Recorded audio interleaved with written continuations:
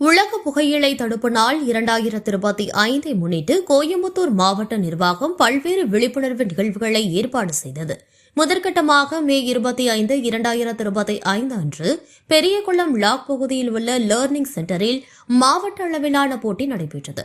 இதில் அரசு பள்ளி மாணவர்கள், கல்லூரி மாணவர்கள் மற்றும் தனிப்பட்ட இளைஞர்கள் பங்கேற்று புகையிலையை எதிர்த்து படைப்பாற்றலுடன் விழிப்புணர்வு பரப்பினர்.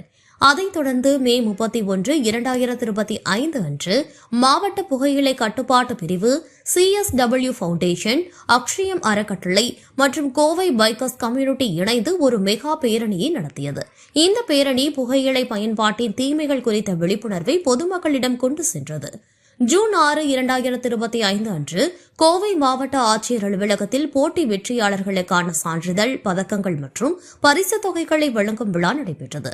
இந்த நிகழ்வில் மாவட்ட ஆட்சியர் பவன்குமார் கிரியப்பனவர் IAS தலைமை வகித்து பரிசுகளை வழங்கினார்.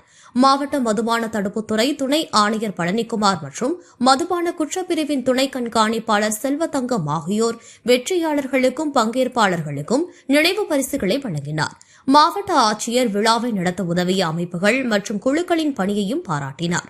விழாவில் பங்கேற்ற முக்கிய பிரமுகர்கள் மாவட்ட புகையிலை கட்டுப்பாட்டு குழுவின் கலந்தாய்வாளர் டாக்டர் சரண்யா தேவி, சமூக பணியாளர் முரளிகிருஷ்ணன், உதவியாளர் தக்வீக், CSW ஃபவுண்டேஷனின் இணை செயலாளர் ஃபாசில் ரஹ்மான், திட்ட ஒருங்கிணைப்பாளர் திலீப் மற்றும் அக்ஷயம் அறக்கட்டளையின் நிறுவனர் கர்ணன் ஆகியோர் விழாவை சிறப்பித்தனர்.